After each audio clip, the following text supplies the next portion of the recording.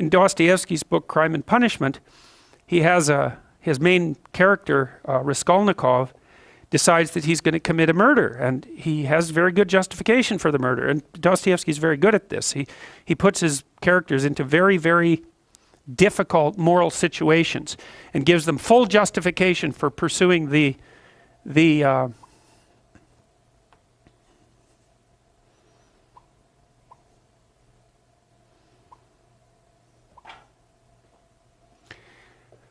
pursuing the pathway that they're pursuing. And so Raskolnikov, he's broke and starving. He wants to go to law school. His sister's about to prostitute herself, roughly speaking, by marrying a guy that hates her, that she hates, and he has contempt for her, at least acts in that manner. He's trying to rescue his mother as well, who's also in dire financial straits.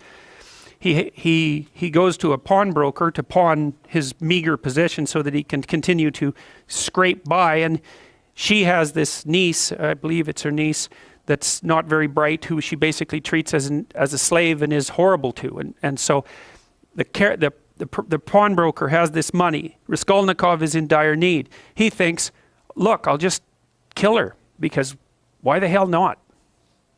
I'll take her money. She's not doing any good with it anyways. I'll free her niece, who's just lurking as a slave. She's got all these other people tangled up in her pawnbroker schemes. All that'll happen is the world will be a better place. And the only thing that's holding me back is conventional moral cowardice.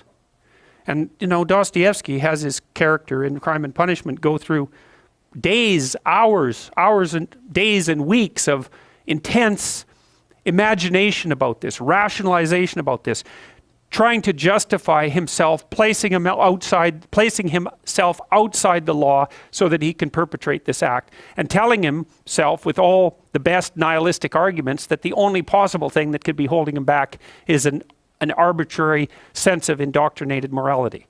And so Dostoevsky explores that. He does commit the murder, and then of course all hell breaks loose because things don't necessarily turn out the way that you want. He gets away with it, however.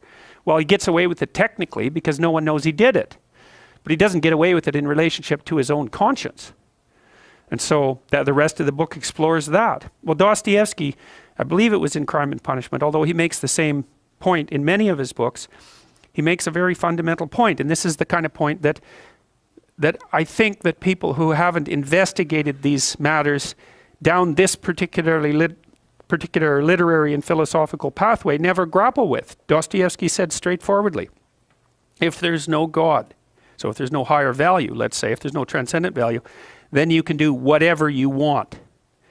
And that's the question that he's investigating. And you see, this is why I have such frustration, say, with people like Sam Harris, the sort of radical atheists, because they seem to think that once human beings abandon their grounding in the transcendent, that the plausible way forward is with a kind of purist rationality that automatically attributes to other people equivalent value. It's like, I just don't understand that. They believe that that's the rational pathway.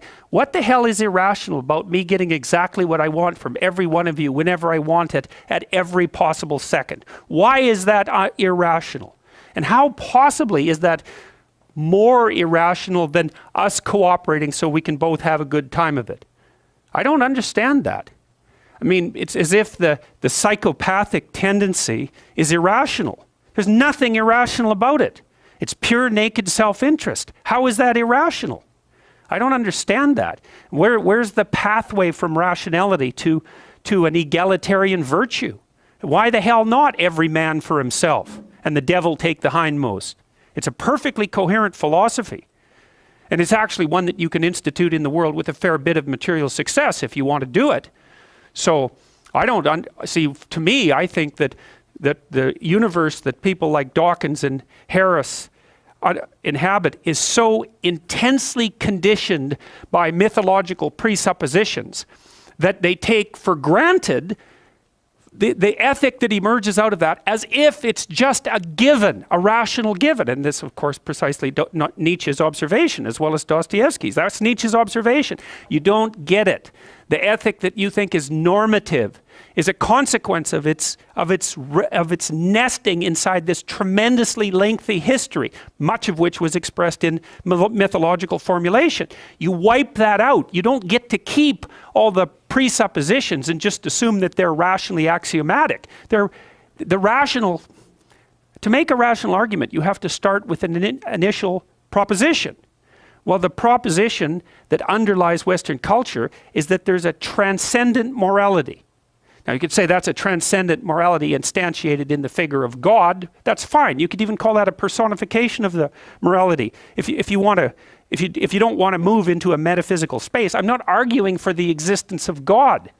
I'm arguing that the ethic that drives our culture is predicated on the idea of God, and that you can't just take that idea away and expect the thing to remain intact mid-air without any foundational support.